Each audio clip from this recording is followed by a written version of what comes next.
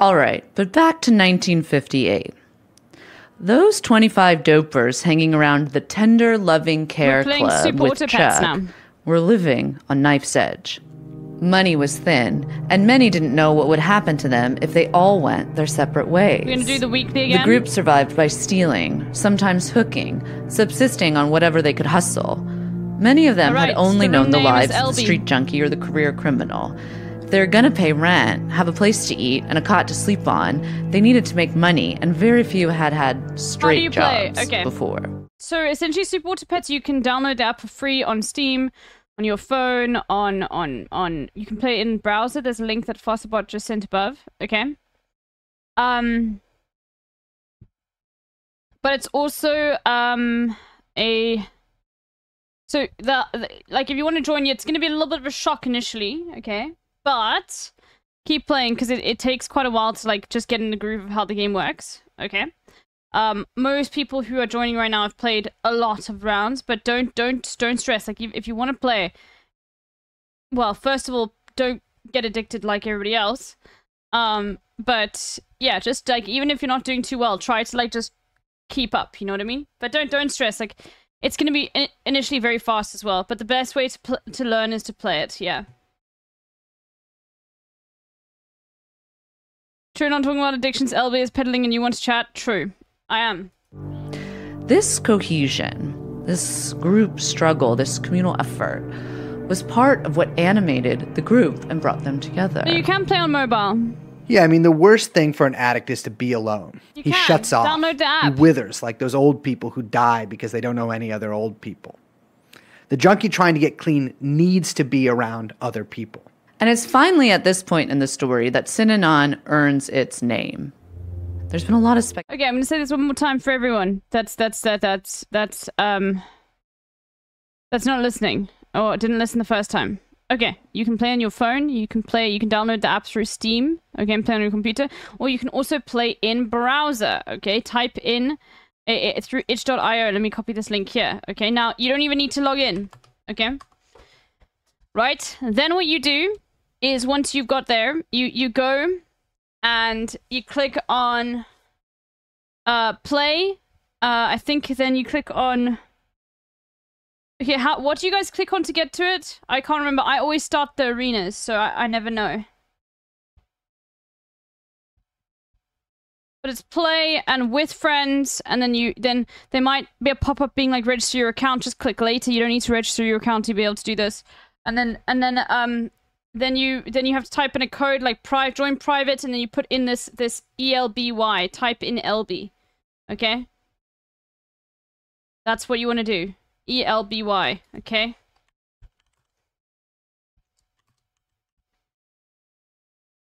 Alright.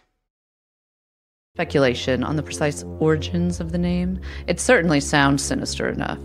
But the generally accepted one is that it's a product of a wet-brained ex-drunk who excitedly mixed up Symposium and Anonymous. But the name is nonsense, of course. I don't think Sap the group makes that much sessions money. were a bit like symposiums, with lectures on Thoreau's self-reliance from Diedrich often mixed in.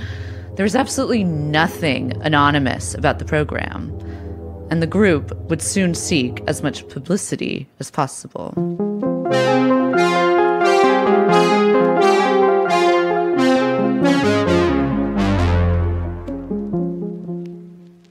Synanon was a hit. Pretty much immediately, it made the local news, which sparked wider interest in the group. But Synanon's neighbors in Ocean Park didn't like this. They thought that all junkies were criminals, thieves, rapists, murderers. They wanted this corpulent, lopsided freak and his merry band of misfits out of there. Neighbors called city inspectors on Synanon, and as the group was living in a storefront, they quickly lost the case. This was the first of many, many problems with neighbors that Synanon would undergo in its early years. Problems which only made the group more insular and distrusting of the wider world. So by the time they were evicted, Diedrich was starting to make friends with money. 12 members of the Friars Club got together some money and gave it to Chuck to pay first and last at the Santa Monica Armory, the most storied of Synanon's many locations. Waiting for anybody else for The stuff? facility was huge, and Chuck was finally able to house anyone who came sincerely seeking help. He started giving talks to local organizations, netting big donations, and making a name for himself. The group was starting to come together, too. Around this time, something transformational happens in Synanon's internal history. The night of the big cop-out. What began as a big game of accusations and recrimination led to dozens of members admitting to everything from the occasional smoking of pot to taking fixes of heroin in secret behind the armory. Chuck demanded to know who was using, where the drugs were coming from, in short, everything about everyone. But no one would budge. It was a tense scene. The code of the streets ruled. But Chuck harangued, yelled, pointed, screamed at them until they broke, one by one. And they were broken, but they felt free. They'd copped out. And at Synanon, to cop out became the rule. But by that August, Diedrich and one of his associates were in jail. They were accused by the city of Santa Monica of operating a hospital without a license.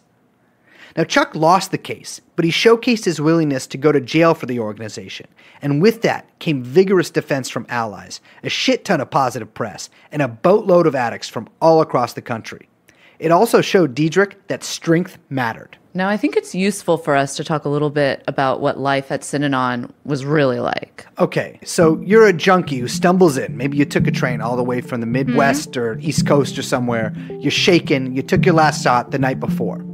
You're looked over by a couple of members. You answer some questions. You're sick. You're put on the couch of the common area to shake off your Jones. You shiver and you move around on the couch for a few days or a week or two. Meanwhile, you're getting kind of razzed lightly, but taken care of by the members.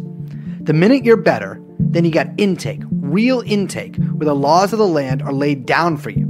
You're integrated into the group. Integration was real big at Synanon. You get cleaned up, introduced to the group, given a job, always at the bottom, but it was one that would keep you honest, and then it's time for you to get to the real work. So you join in on the game, on the hustling, on the strange pop psychology sessions from Chuck, where you might be told that you have an Oedipus complex, that you're a homosexual, Okay, we're or gonna maybe start. both. A certain level... Okay, we're gonna start. Oh, we've got 16 out of 16. Okay. So new players, like, don't stress if it's gonna be a... Oh my goodness, look at that. 16 out of 16 I'll be. Trust, a lot of people here have played before. Just, like, don't give up. Like, you probably just try to use this term to, like, learn. Okay? Alright. of behavior is expected from you. Total honesty, a good attitude, willingness to take it on the chin. Remember, no drugs or alcohol, and no violence. But sometimes, though, things were tough. Yeah, punishment meant either getting tossed out on your ear or the haircut, meaning Chuck would stand there and verbally dress you down. Maybe he'd make you sit at a high chair, like a baby, or maybe you'd even have to wear a sign around your neck saying how much of a dummy you were. But there were rewards, too. Many at Synanon had finally found a family. People who cared about them, were honest with them, and only harsh with them because they loved them and wanted them to get better. And there were cigarettes, lots and lots of cigarettes, all for free, and coffee, and community. Many of these people had experienced nothing at all like this in their entire lives. There was a certain defiance to the Synanon members. All their lives they had been told they were junkies, bums, that they couldn't make it. They were sick in the head. Even AA had rejected them, and in AA everyone was sort of glum and self-accusing. But here, at Synanon, they could really hold their heads up high.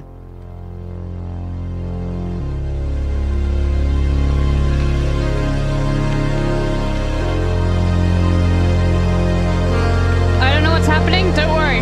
Don't worry. It doesn't matter, Mike and Moira. Trust me.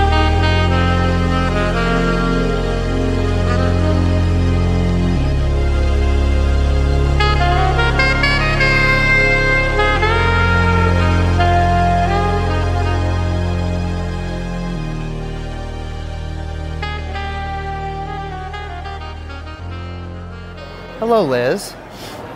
Hello. I am overjoyed right now. Why? I told you, it's a nice airport. Yeah, I hadn't been here in like 6 years. Well, I didn't know it was have under been. construction. Well, I have been. It's good it was under construction because I'll tell you this, it was a real bus stop. That's what you before. said. You said it's like being in a bus terminal. It was when I was here before. Yeah, I went to well. Savannah. That was a long time ago. Also, the one thing I will say though, with JFK, you can take the train straight there. Mm-hmm. No train straight to LaGuardia. I walked my ass here. Well, we did get here early, and we have a little bit of time before our flight. And, you know, we're about to take this trip, and we're taking this trip for the podcast, but I think we're also taking this trip for you, you know, a little bit. And I just wanted to maybe talk to you a little bit before, like, we've spoken about, you know, like, when you were kidnapped in the middle of the night and taken from your home and you were dropped in the middle of Montana, and then, you know, how insane of an experience that was. But we haven't really talked about like the specifics of the school or like what the program was like. I mean, what was it like? Well, I quickly found out that the entirety of the Monarch program was based really around two things. Something called Insights, which I'll tell you all about later, and a thing called Group, which is a pretty innocuous name for something that we did really often. I mean, we had 2 or 3 times a week for about several hours, but at least 2.5, 3 hours. We would sit in a circle, maybe about 30 kids and some adults, and you were supposed to confront people in it. You know, if somebody did something wrong in the dorm, you know, you were able to sort of get into their ass there. You were supposed to snitch on people. You were supposed to weep, and you were supposed to talk about things that you've done that were bad in your past and the present. They were, I cannot stress this enough, the things that I dreaded the most every single week. The only time I ever felt comfortable at Monarch was in like the 5 minutes walking out of one of these fucking things. Because they were really like, I mean, this is when kids were like trying to show off for the staff. This is when really you would get stabbed in the back. This is when you were expected to fucking fall on your own sword. I mean, they were really, really, really intense. Like dozens of kids like weeping, crying, thrashing around, insane.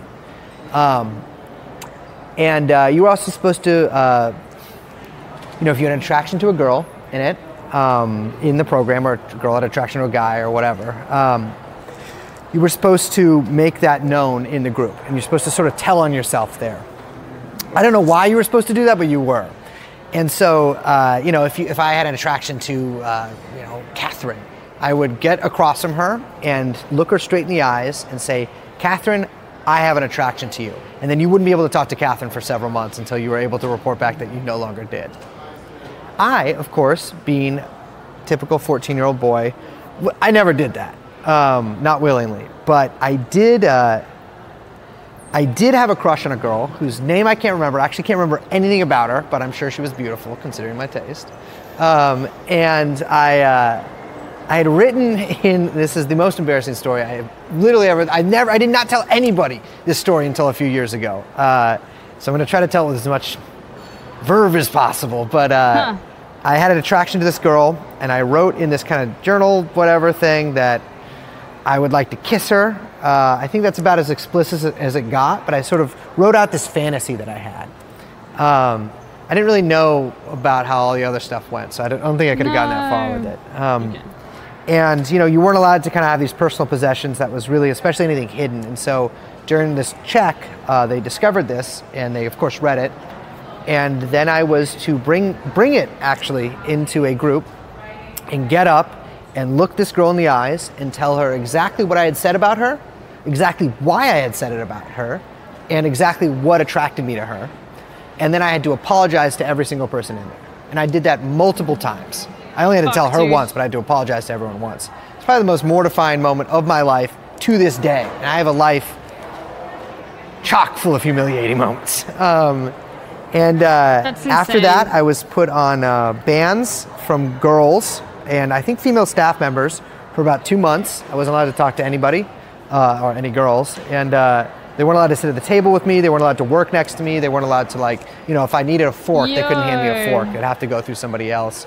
And then I had to constantly sort of like check in on a public level about this. And then I had to burn and then bury the ashes of my diary. it was difficult to really understand why that happened. And so after I got out, after I ran away, I later in my life I encountered therapy in sort of more normal environments. Still not a big therapy guy, but I saw how it's usually done. And I realized that had absolutely nothing to do with what I had been doing as a kid. And the more I thought about it, the more how fucking twisted and insane it sounded to me. And it wasn't until years later that I started sort of doing research and trying to figure out why this happened to me and where this stuff came from. And, obviously also with these thoughts of kind of revenge in my head of figuring these guys out. And I realized and I saw that there was a direct link between Synanon and Monarch. And that what I was doing in what they called the group was the exact same thing that Chuck Diedrich had invented in the game. Whoa.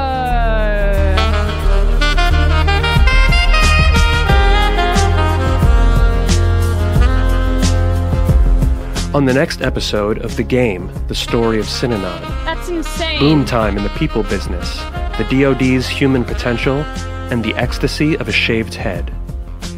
This series is produced by TrueAnon. Exclusive episodes available at patreon.com/TrueAnonPod. Your hosts are Brace Belden and Liz Franzak. They are so good at writing and tying things together. Like, I was thinking, why the fuck are they talking about this guy in the 50s and like everything to do with it? It is so. We're going to the next one. Like, this is insane. It's 24 degrees now, still hot, but we're getting there. Whew, dude.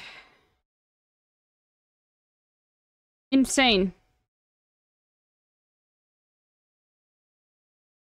You gotta drop out of the lobby? Okay, no worries. But don't worry. Which season is this? I have no idea. Anyway, let's go to the next one. As we were preparing for these episodes, there were two frameworks that I kept coming back to. The first one, and we've actually referenced this on the show before, is a term called high weirdness. I'm borrowing this from Eric Davis, who actually I think gives the best definition. He writes... Lily, just so you know, it's 24 degrees and it's 8 p.m. 8 p.m. It's high weirdness is an infectious project. It breaks down the distinction between subject and object. It loops and stains. High weirdness is not simply an ironic category for feverish, esoteric strands of the American fringe, but a creative and reflexive engagement with those very same religious and cultural materials. A visionary skepticism or critical gnosis. Within this questioning current, the object of weird fascination is folded back into the subject, constructing a strange loop of cultural play, recursive enigmas, and extraordinary encounters that makes a raid on the real. I want to keep this movement he describes in mind. Reflexivity, looping, the collapse of subject and object, a recursion, and finally, a raid. Now the other one is a bit more heady, and that's the idea of the rhizome. A rhizome, as a thing, like an actually existing in the real world thing, is the stem of a plant that runs horizontally underground. Rhizomes sprout offshoots underground at all angles, sideways, up, down, diagonally. Sometimes we call them tubers. Like ginger or turmeric, those are rhizomes. And rhizomes can propagate really easily. Just take a little piece of one of them, bury it underground, and they'll start right back up. Rhizomes are structurally different than roots, which don't spread horizontally, but vertically. Think of a tree. Now, to take it up one more notch, let's not talk about plants, but about systems of interpretation. When we map out ideas and concepts, or even simply histories and narratives, we typically use the hierarchical system of the root tree. Each component is a vertical offshoot of another, and each can be traced back chronologically to the center. But the rhizome offers us an alternative. The rhizome, which propagates nomadically, threatens the clean and organized logic of the tree. This framework allows us to map a vast array of influences that have no single genesis, to trace and connect multiple concepts, times, energies, into something more fluid, more complete, and more strange. So as we course through this story, I want to keep these in mind. The movement of the weird and the dimensionality of the rhizome. And in doing so, we might be able to chart something new. And with that, let's get back to the game, the story of Synanon.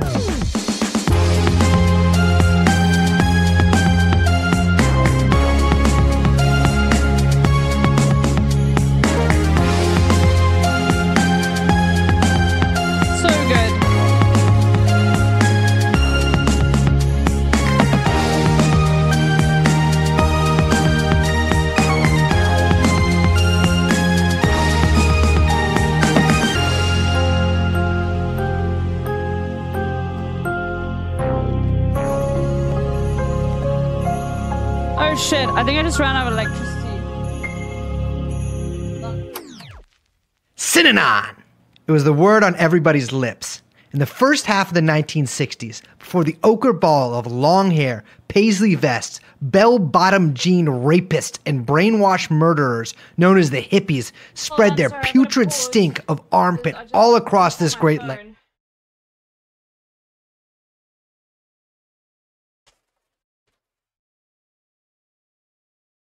Probably gonna miss a round of sap. I apologize, but my electricity just went out.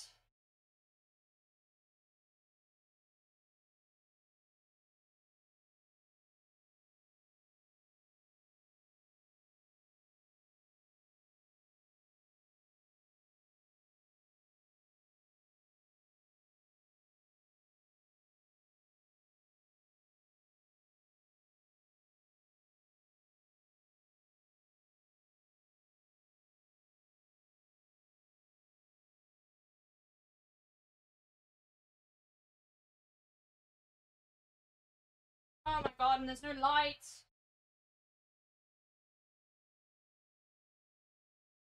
Where the fuck is my phone? I'm sorry, hold on. Let me just I'll put my round in for sap. Go. Go. Okay, okay. Okay, we go buy some electricity. So I shouldn't have load shedding now, unless they changed it. I need to find my phone first to be able to, like, buy some.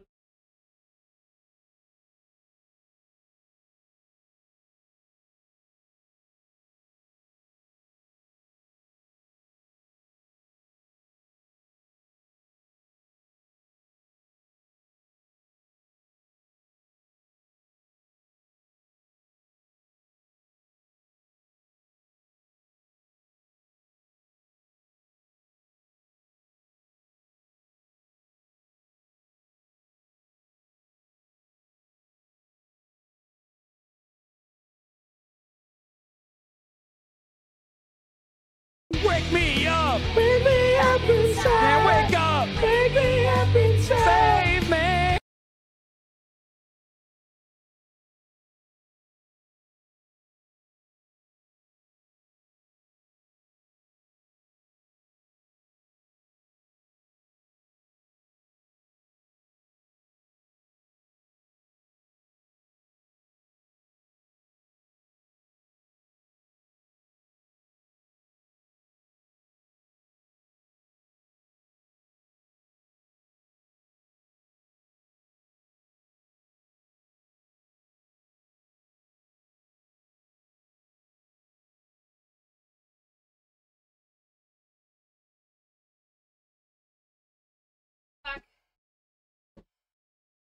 Holy moly.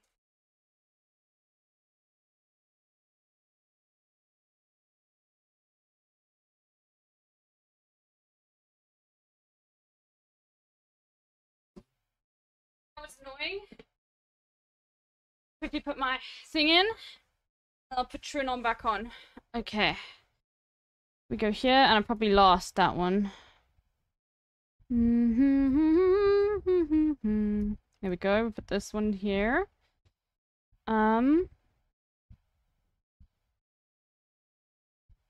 I mean, we could do this. But then we have to mix it around. Yeah, I think we'll do that. Here we go. We'll see. Okay, probably won't work, to be honest with you.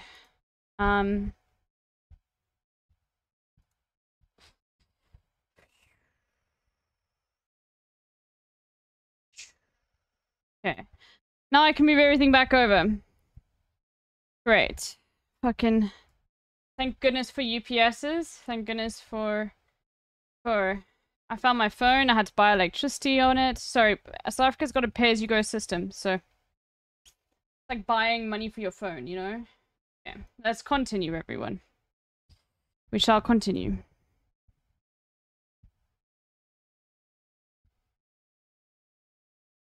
Land that was already swinging going down at Synanon. The motley collection of ex-junkies and drunks living at Synanon's brand new facility at the Armory on Santa Monica Beach represented a ray of light in the darkness for many addicts and those concerned with getting those addicts off of the streets. There were jazz combos, nightly dances, and Leonard Nimoy was hanging around. Synanon members could attend a lecture by Henry Miller or Rod Serling. They could play the game with Lolita star Sue Lyon. On Saturday nights, the doors were flung open to the general public, and dozens of people would come to hear lectures by Charles Dietrich, listen to the sounds of the band, and speak with the addicts about how good they had it now. The early 1960s saw an explosion of interest in Synanon from academics and politicians, eager to find a solution to the growing drug problem in America. Book after book was written by psychologists close to Synanon, enthralled by this new organization. There were visits to the White House, visits from politicians, and Senator Thomas Dodd told Congress that I just bought 300 rands worth, and that's like 64 kilowatt hours. It's expensive, but it's not that bad. I mean, it's gotten way more expensive over the years, but yeah, anyway. He witnessed at Synanon was a miracle on the beach. All this attention on the Armory culminated in the production of Synanon, a film directed by Richard Quine for Paramount. Starring Edmund O'Brien as Chuck Dietrich, the movie tells a soppy tale about a three-addict love triangle in and around the Armory. You see shaved heads, signs around necks, and tough love from Chuck. It was an excellent advertisement. The organization was growing rapidly. Apartment buildings owned by Synanon now dotted Santa Monica, with jitney buses ferrying busy addicts between different centers. Fawning magazine spreads came in rapid fire, long pictorials in Life, breathless articles in Time, and the major LA papers covered them in glowing terms. Synanon claimed to have a huge success rate, although the precise numbers were tough to nail down.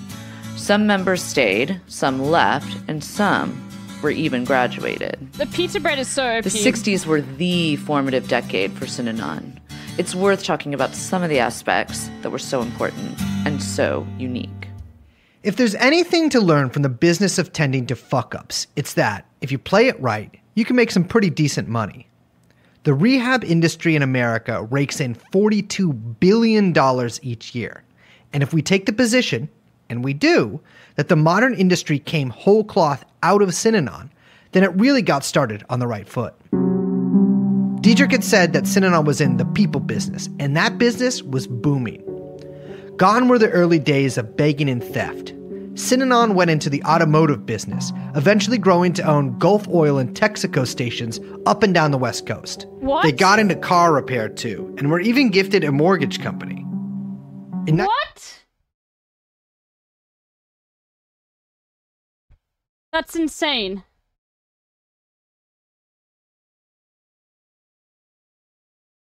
What? 1963, a real sucker named Milt Cooper handed over to Synanon etching devices, basically a way to brand merchandise. And so Synanon Industries, later called AdGap, was formed. This would eventually become their most profitable business, taking in millions of dollars each year. All the businesses function on what might be termed the hustler model. The gas stations would have signs out front advertising to prospective customers that each nickel spent there would keep a man clean for an hour. The branded products industry bred generations of Synanon salesmen who would bust into an executive's office, lay out a sob story about wanting to be clean, and walk out with huge contracts. Eventually, they were one of the biggest businesses of this type in the entire country. They did another kind of hustling too. Big money donations. Synanon had long subsisted on gifts from the community, but as the organization grew, they set their sights higher. New cars were donated by automobile companies, millions of dollars worth of real estate freely given, free food, and always free clothes. Synanon members learned how to do two things: rise and grind. The residents employed at Synanon's businesses, of course, handed all their money over to Synanon, and in exchange were giving WAM, or walking around money, essentially a meager allowance. At the height of Synanon's profitability and popularity, this never amounted to more than $50 a month. By eliminating salaries for its employees, Synanon's businesses all became highly profitable.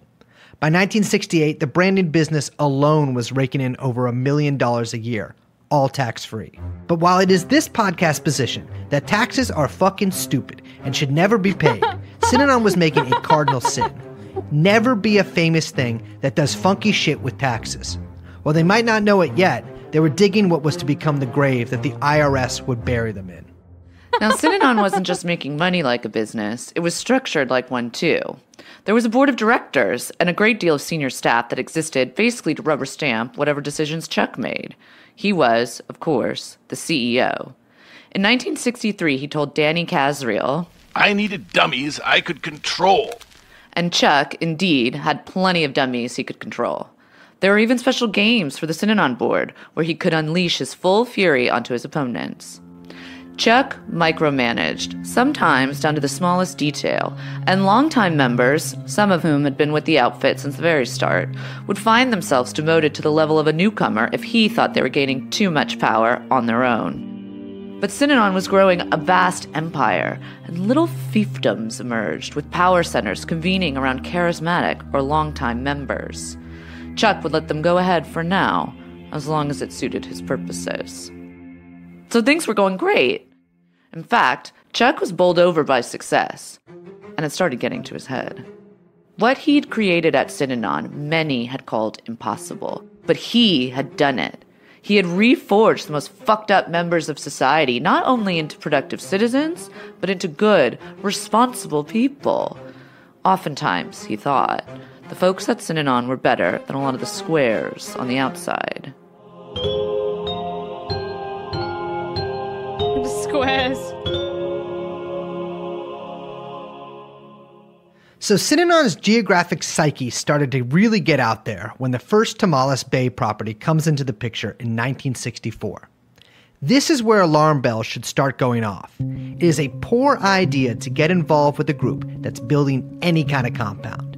A huge TrueAnon tip has always been never move into the compound, always take a safe job on the outside. Or better yet, become the organization's lawyer. At the Santa Monica location, Synanon addicts were integrated somewhat into society. They might have lived at Synanon and spent most of their time there in games or at Synanon businesses. They were situated in a big city and often came into contact with members of the community at large. Tomales Bay, though, was different. West Marin, where Tomales Bay is a far cry from the urbane sophistication of Southern Marin, where I used to live, and the meth head sprawl of Northern Marin, where I also used to live. West Marin is golden hills, country houses, and secluded tree-flanked roads. To give some perspective, the two biggest towns near the Synanon compound were Tomales Bay and Point Reyes Station, a couple of insular seaside communities full of oyster harvesters that housed a population of less than 1,000 people. This ruralization program marked a big change for Synanon. While the addicts being insulated from their former lives and the outside world had always been a part of the program, this was on another level, resembling old Christian utopian communes rather than a rehabilitation center. The Tomales Bay move was precipitated by Chuck's close reading of Thoreau's Walden Pond and B.F. Skinner's Walden 2. He imagined a sort of Walden-centric community built up in the wilderness north of San Francisco. This obsession with Walden even extended to my own school, Monarch. I lived in the basement of the Walden House, next to a dinky little thing they called the Walden Pond, where I was flung in unceremoniously after a 5 a.m. sweat lodge session by a man who I despised. Perhaps this is what gave Chuck the sort of notions that clearly began to preoccupy him in the mid-1960s.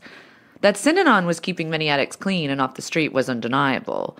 He felt buoyed by the success, and his ambitions grew higher as the praise rolled in. Chuck could see he was actively changing people's lives, that he could teach those who were, in the years prior, thought to be unteachable. There was a movie about him, for God's sake. Chuck had cracked the big nut, and he wanted more. Chuck could see the world around him changing drastically. The politics of young people in California, the influx of drugs, loose sex, tuning in and dropping out. He could feel that there was an energy thrumming here on the edge of America. And God damn it, he was a businessman and a CEO, and he'd changed people's lives. So he needed to tap in. So the year is 1966, and Synanon sets a new course. Uplifted by the success of the Synanon film and general interest from the public, Diedrich decided to open up the game for everybody, not just addicts and not just residents. As a radio spot advertised at the time, the Synanon Foundation has developed a re-education process which supplies the individual with moral and intellectual tools, enabling him to cope with a changing world. Now, we should be clear here. Synanon saw the world as divided between two types of people, dope fiends and squares. Both are pretty self-explanatory, but a dope fiend was a drug addict and a square that's a normal person. According to the Synanon worldview, without the program, the former would be dead and the latter insane. So I wanna tap, so I'm gonna dunk on chat. It doesn't happen often, but when I win, I can't help but rub it in. I wanna tap, and please take the L chat. It's a sore sight to see. But no, it's a sore. Wait, what are you? But I can't help that I won this imaginary, what's it called again? Imaginary, where you keep animals. Never mind. Okay, I fucked it, but the first two parts are really good. Okay, let's go. Next round, let's go. I wanna tap. Prior to 66, Synanon had a long-time policy of allowing some squares into the game. Leonard Nimoy, like I said, was a constant fixture in Santa Monica during the early 1960s. Ray Bradbury played the game, and games were occasionally opened up to the wider public as a sort of demonstration of the program's efficacy. Lucille Ball was even rumored to have stormed out of a game one time. Chuck knew that at Synanon, he had struck psychological gold, and that his invention was far too precious to be kept in the miserly hands of drug addicts alone. And so, on Easter Sunday of 1966, the first Square game started up. The Squares who came in were often paired with a handful of addicts who were longtime residents. Their presence would help the new game players loosen up and shake off some of the usual fears about insulting or ridiculing people in the way that happened in the game. The addicts also served as examples of how self-assured and strong people who played the game at Synanon could become. These game clubs were immensely popular, and eventually there were thousands of Square game players, far outnumbering the actual residents of the program.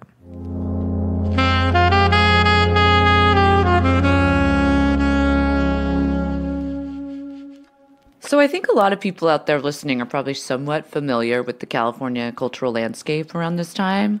Like, yeah, we're talking hippies and weirdos and freaks, but also, crucially, military men, computer geeks, experimental doctors, immigrant entrepreneurs with dreams of owning entire regional water tables. California was a real it-takes-all-kinds type of situation. Now, we talked a little bit last episode about how it's around this time, the period after the war and up to the 1960s, that psychology really starts to hit the big time. Foreign sticks, when it turns away from the individualized practice of not. I don't know why I didn't see. I must have been. It was the electricity that I was dealing with. Thank you so much for the 5 tier 1 gifted subs. Holy moly. Thank you. I didn't notice.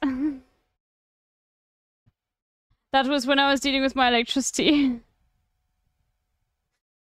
Thank you. Alright.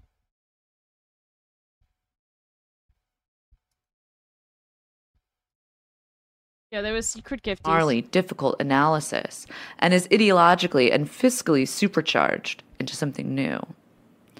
So it's in this Electricity is moment on that a me. lot of new ideas for psychological practices are getting thrown around. This is when what we call the humanist movement starts to emerge, basically right out of California. The humanist movement viewed itself as a kind of third force, a third way or a third position, which should always be a little signal that perhaps something is not as it seems. Basically as an alternative direction for the discipline from the established practices of psychoanalysis and behaviorism. Now, they didn't come right out and say it, but the humanists had a pretty explicit political project from the start. The idea was that psychology could be deployed in service of a larger democratic project. If citizens were unable to live up to the democratic ideals, then it was the duty of psychologists to change them, and these nouveau practices were key. Here's Carl Rogers, one of the leading humanist psychologists of the time, to explain. If, as we think, the locus of responsible evaluation may be left with the individual, then we would have a psychology of personality and of therapy which leads in the direction of democracy. A psychology which would gradually redefine democracy in deeper, more basic terms. The popularization of the humanist approach contributed significantly to the fundamental shift in 1960s social movements, when the political became the personal, and when big ideas about social responsibility were suddenly talked about in the language of subjective experience. Carl Rogers was one of the leading psychologists, but there's another guy we really need to talk about, and that's Abraham Maslow. Each of these guys were elected to the presidency of the very powerful APA, the American Psychological Association, Rogers in 1947, and then Maslow later in 1968. They both visited and wrote about Synanon facilities more than once. There is really no way to describe these guys other than as gurus. Whatever caricature you might have in your head of psychotherapy, California, woo-woo, 1960s guy, that's these guys and their fans. You might have heard of encounter therapy, human potential, new consciousness. These are the guys that popularized and pushed all that shit. We want to focus on human potential. Now, Maslow compared what he called the human potential movement to the works of Freud, Marx, and Darwin. He referred to it as a new generational, comprehensive philosophy of life. This philosophy of life was an almost religious belief in the inherent capacity for growth, insight, and self-regulation. Now, new movements need new approaches, and new approaches need new practitioners. California provided the crucial cultural backdrop for many of these emerging psychotherapies. New, bright-eyed communities were springing up all along the western coastline. Left. Anybody else? The center of the human potential movement was at Esalen, a natural hot spring site on the California coast up in Big Sur. It was once sacred to the Esalen Indian tribe, but by the early 1960s was owned and operated by the family of a Stanford graduate named Michael Murphy. Murphy and his college buddy, Dick Price, established a retreat center there, where all of California's vibe shifters, we're talking Rogers and Maslow, but also Buckminster Fuller, Ken Kesey, John Lilly, Fritz Perl, and Alan Watts, not to mention Dylan, Joan Baez, George Harrison, and of course, Joni Mitchell. Anyways, all of them would trek up to Big Sur to workshop, goop out, and explore, let's say, experimental, holistic approaches to personal transformation. Here again is Carl Rogers. The individual has within him the capacity, latent if not evident, to understand those aspects of himself and of his life which are causing him dissatisfaction, anxiety, or pain, and the capacity and the tendency to reorganize himself and his relationship to life in the direction of self-actualization and maturity in such a way as to bring a greater degree of internal comfort. Self-actualization. In California in the 1960s, I did see that. now that's the word on everybody's lips. This is really what Maslow pushed, what frames his explicitly political project, and what comes to inform much of the direction of modern psychology. Maslow himself was, by this time, a full-on celebrity, and Chuck even boasted that at Synanon, the name Maslow was on par with the name Sinatra. So you've probably heard of Maslow's hierarchy. The idea is that the individual needs are organized in a hierarchy, so the higher needs can only be satisfied once the lower ones have been checked off the list. The higher ones, those are the big ones. You know, we're talking love, belongingness, but also esteem, achievement, respect. Now, in order to get up there, all the way to the top, one needed to self-actualize, to peak, an almost orgasmic experience of pure interior sublime, an ecstasy fueled by a reflexive awe at the power of the self, a state of heightened, totalizing ego awareness, a moment of frozen amazement at the altar of one's own potential. Maslow believed this process, peaking, was so profound and world-shattering that it could permanently change one's personality. Maslow was intensely interested in subjects he thought had peaked, that these were the only subjects worth studying in psychology. As he says, "It becomes more and more clear that the study of crippled, stunted, immature, and unhealthy specimens can yield only a crippled psychology and crippled philosophy." It's at this moment that the discipline decides that it's really only healthy people, setting aside what that means for a moment, that can be the source of true universal psychological knowledge. That psychological knowledge is key to understanding the larger political project. Now you have to understand that this is California in the 1960s. There's a whole lot of experimentation going on, not just with drugs and sex, but politically as well. People really were trying to come out west, get weird, and figure out how to restructure society. And it's funny because even though Maslow was decked out in all this hippie shit, he was, in fact, a total reactionary. He supported the war in Vietnam. He routinely criticized 60s counterculture as indulgent and ungrateful. Interesting. And while it might not be surprising, it's a bit ironic considering so much of what he pioneered ended up in the hands of left-wing activists looking for answers in the latter half of the 20th century. Abby Hoffman, the famously annoying 1960s activist and one of the Chicago Seven, was a student of Maslow's in the 1950s and said, "Everything Maslow wrote was applicable to modern revolutionary struggle in America."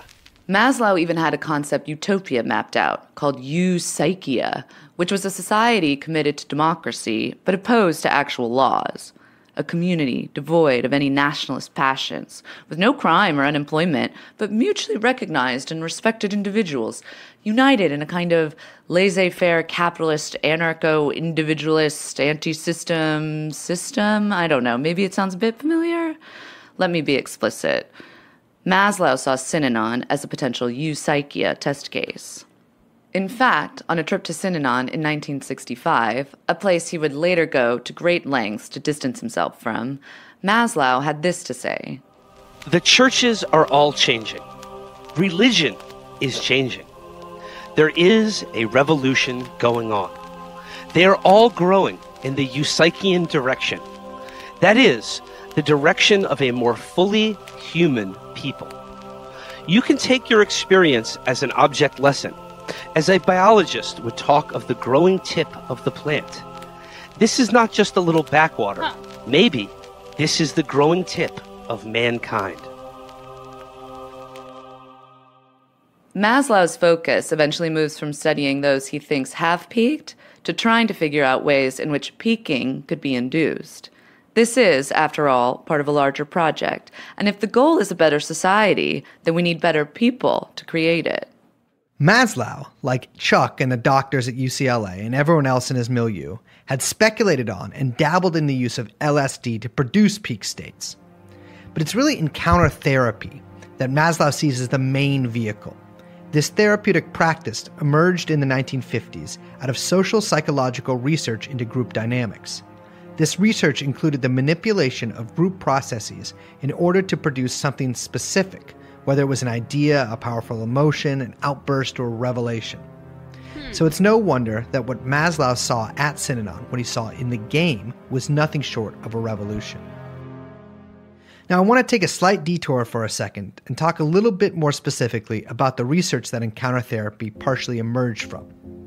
1947, the year that Carl Rogers was named president of the APA, General Dwight Eisenhower makes a point to emphasize the need for creative thinking in the military.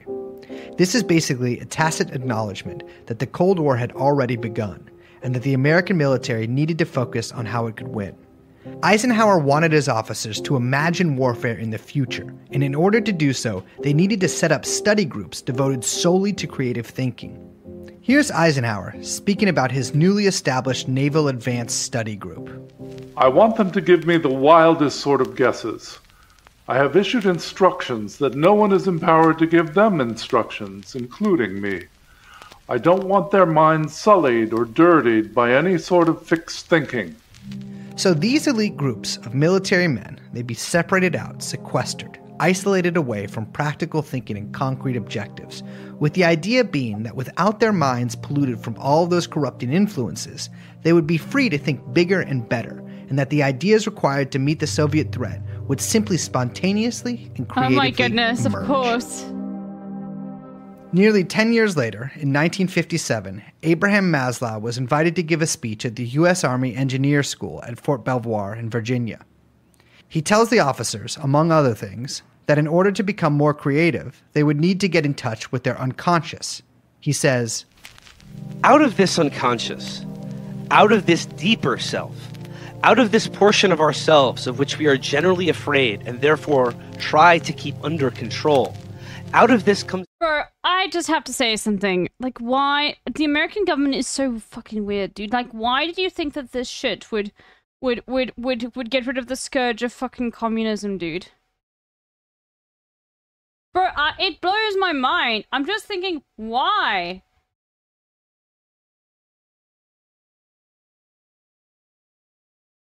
Any means necessary, baby? Dude, it's just fucking insane. It's like, really? Like, this is what you've got?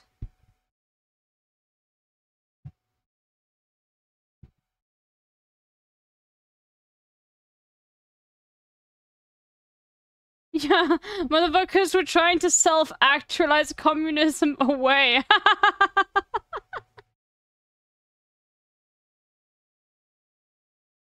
Yeah, they were just throwing things at the wall to see what's stuck, yeah. Bro. Insane. comes the ability to play, to enjoy, to fantasy, to laugh, to loaf, to be spontaneous.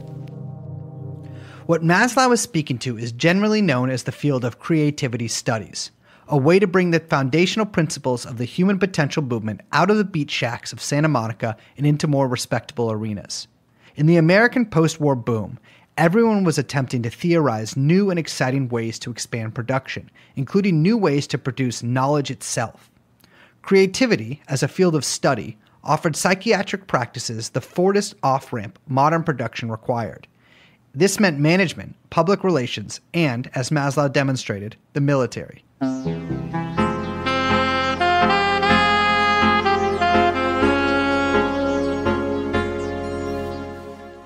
If the gunpowder age gave militaries centuries to develop tactics, the nuclear age demanded a more efficient timeline. And just as we mobilized engineers and physicists to develop weapons during World War II, the U.S. military now needed to recruit psychologists to develop the new technologies required to win the war of ideas. In the same way that Paris was essential to the artistic and intellectual life of the fin de siècle, California contoured the landscape of the post-war American expansion. New technologies, whether computational, cultural, or psychological, were forged here, found a home here, peaked here, among the many places that dot the coast, that Thomas Pynchon so aptly described as less identifiable as cities than as a grouping of concepts. What he meant was that California has always run on vibes, and it was in this environment that Synanon thrived. As the mid-1960s turned into the late 1960s, Chuck knew what he needed to do. Synanon had to transition from the relatively pedestrian task of curing addicts to its true mission, curing mankind. Chuck saw Synanon as bigger than simply a therapeutic experiment, but rather, as he would say, a new form of communication, a new trade, a new kind of people, a new branch of knowledge that would possibly have as great an impact on the world as Freud's discoveries in psychoanalysis at the end of the 19th century. Utilizing a slapdash philosophy that Chuck had cobbled together from Thoreau, Emerson, Eastern mystics, and America's wackiest psychologists like Maslow and Rogers, in addition, of course, to his own experiences on LSD, Chuck figured that the product that he was hawking had a place in every home in America. And he'd be excused for thinking so. Synanon was a success. Hey, it's Kev. Hello. Even though it came right from the heart of California's countercultural communes, Synanon, with its strict anti-drug ethos, almost militaristically structured lifestyle, and business-friendly approach to making money, was able to challenge popular notions about what communal living could and should look like. Money rolled in, and the list of properties was growing. Synanon now had intake centers throughout the country, sending addicts westward to San Francisco, Oakland, and the ever-growing compound in Tomales Bay, where Chuck himself had moved from Santa Monica. Still, Chuck wanted more. As the 1960s pressed onward, he saw a world in anguish, a country beginning to tear at the seams, extreme political, sexual, and social beliefs taking root amongst young people. By 1967, he was telling everyone that Synanon was a failure, that a new, different Synanon would have to emerge. For most of Synanon's existence, there had been a loose system of graduation. Generally, it went like this. A Synanon resident was supposed to spend 1 year to 2.5 years in the program, gradually stepping up his or her independence. From living and working in Synanon, to living at Synanon and working outside, to finally living and working outside the program. But very few members actually graduated. According to sociologist Richard Offshee, roughly 65 members ever technically graduated between 1958 and 1968. The rest of the members either left prior to Chuck giving them the okay to do so, or, as was common, they were convinced to stay in exchange for low-wage, low-skilled jobs at Synanon's various businesses or at the program itself. Diedrich viewed anyone leaving as a personal failure, and as a failure of the organization molded in his image. In early 1969, he pressured the Synanon board to declare graduation a dead letter. There would be no leaving Synanon from now on. Chuck said, "This was a sop to social workers and professionals who wanted me to say that we were producing graduates. I always wanted to say to them, a person with this fatal disease will have to live here all of his life. I know damn well if they go out of Synanon, they are dead. A few, but very few, have gone out and made it. When they ask me, if an addict goes to Synanon, how long will it take? My answer is, if he's lucky, it will take forever." But again, graduation rates were always very low. The vast majority of those who left Synanon left early. Synanon called them splittees. Even if the former Synanon member contributed greatly to the organization and stayed sober and productive after leaving, Chuck viewed them the same way he'd view a dope fiend who came in and stole a couple of radios. Synanon held mock funerals for those who left the organization. And make no mistake, most people did leave. Synanon had a split rate of 95%. The organization kept few records on members, and while Chuck made outlandish claims of an 80% success rate, it's impossible to gauge the true efficacy of the program. Under Diedrich's definition of splittee, almost everyone who passed through his program was qualified as a failure. Now, it's hard to gauge in general how many programs, not just Synanon, are successful. If someone stays sober for 3 years, then spends 2 months out drunk, and then comes back, are they a failure? If someone's life turns out to be a joke, if they act like a bum while they're sober, are they a success? Of course not. In order to keep up the image he'd created, Chuck needed to prove that his program was the best possible method for turning a dope fiend, a spiritual creep, into something like a human being. Ending graduation wasn't enough. By now, Diedrich was sick of the dope fiends, who were always complaining about wanting to get back to their lives and finish the program. Couldn't they see that Synanon was their life? They'd die without it. He knew they'd just leave to take a job at some other Synanon ripoff, leaving him in the dust. The squares, too, annoyed him. They showed a lack of commitment, living outside of the group, and even though their money was good, and they worked for no pay at Synanon's tax-free businesses, he needed more from them, and he needed more from everybody. And so, they started pressuring the squares to move in. Chuck chased after them endlessly. Most of those attracted to Synanon for self-help reasons were reasonably well off and willing to donate to the group.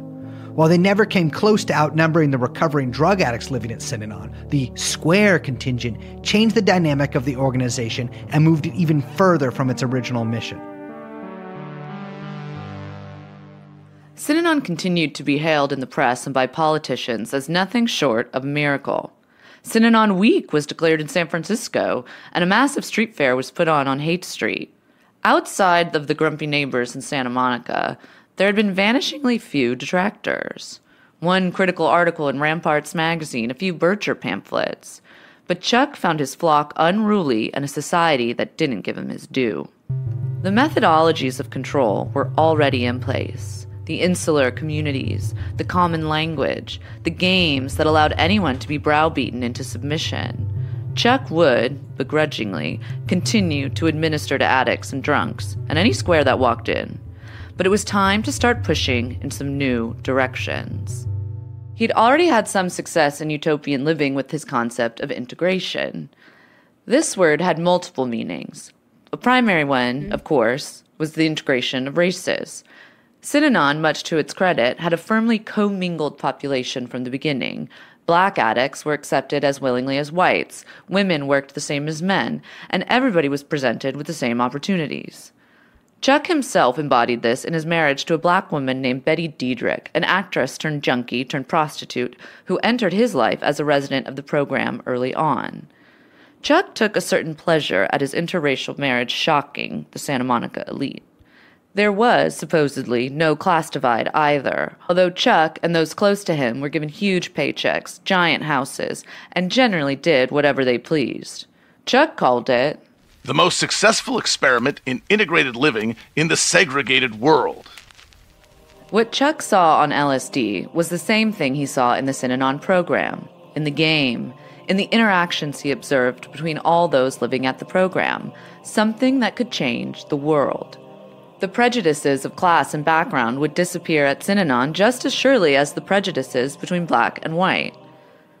Chuck began to take his experiments out into the community. He sat the Black Panthers and the Oakland Police Department down and had them do a game.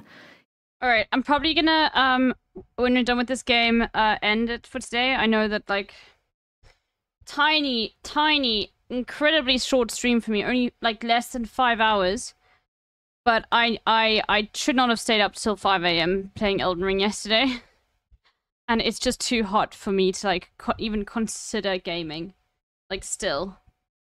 Anyway, but, and I want to have, like, a long sleep to, like, fully, like, finally, properly recover. But we're gonna finish this, so there we go. He brought even more police, including the chief of the SFPD, to live at Synanon's fancy house in San Francisco for a whole month. With a sizable monetary donation from Murray Wilson, the abusive father of Dennis and Brian Wilson, he even set up game groups for children. Chuck was excited again. He saw beyond the addicts into a future remade in his own image. But thank you.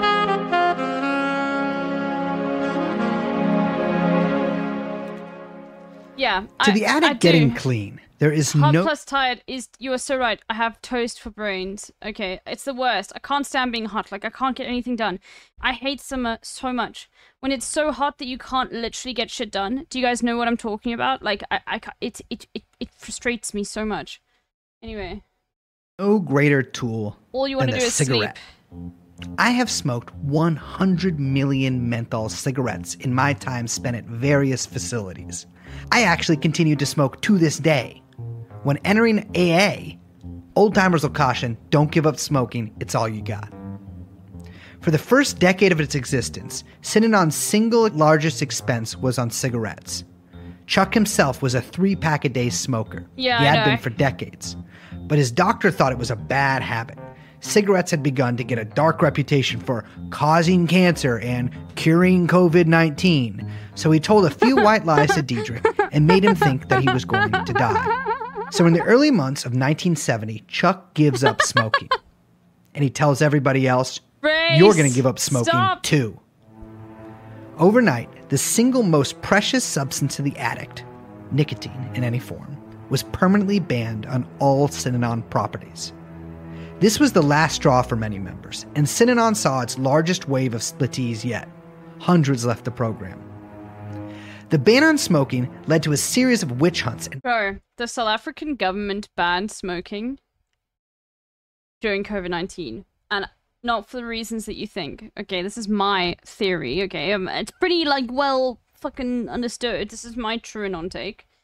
is that Lamini Zuma, the health minister, literally like is in cahoots with the black market cigarette industry. She's been pictured with one of like a well-known black market cigarette distributor. Yeah. Because there's a black market cigarette industry? Yeah, of course. There's one everywhere.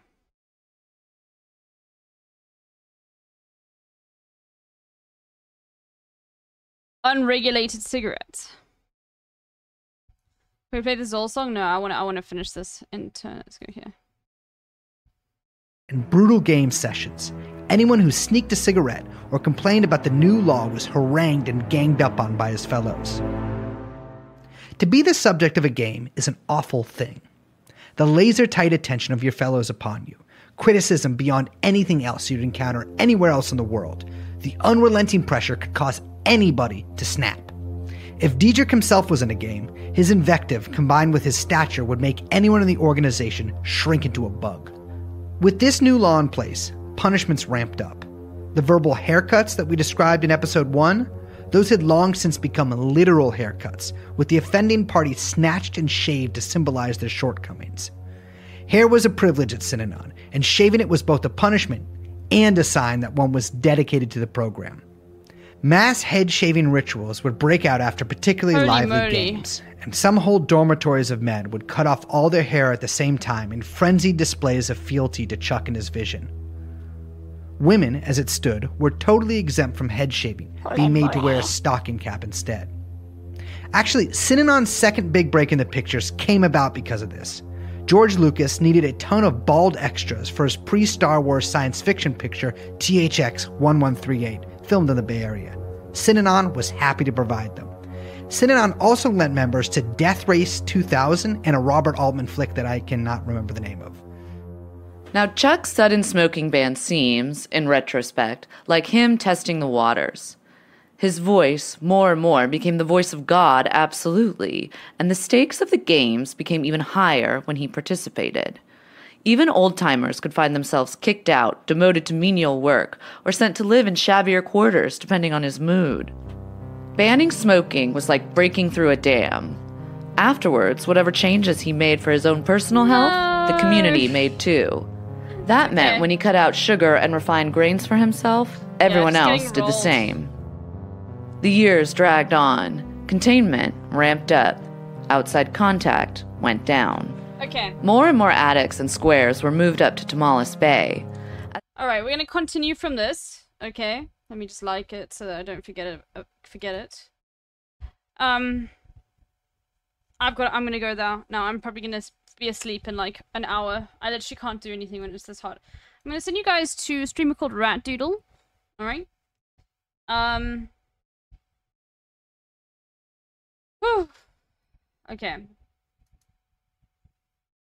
Much love to all of you. It's just, yeah, can't do anything in this heat. It's making me want to cry. Anyway, but that's what it does sometimes, you know. I'm gonna go have a nice cold shower now. Alright. Much love to all of you guys. Yeah, I'm gonna go have a nice cold shower. It looks like Rat Doodle's making some stuff in Blender, which should be pretty cool. Anyway, keep well. Be kind to yourselves, because the news is gonna be very sad today. Yeah, there's gonna be a lot of gun Andes in Hassan's chat. Which is gonna be frustrating. But you know, it is America. Yeah. Much love to all of you guys. Sleep well. Well, I'm gonna sleep well. But have a good rest of your time. Most of you don't, like, go to sleep in the next few hours, but, you know, anyway. I'm gonna go to sleep for the next few hours. Alright. Bye.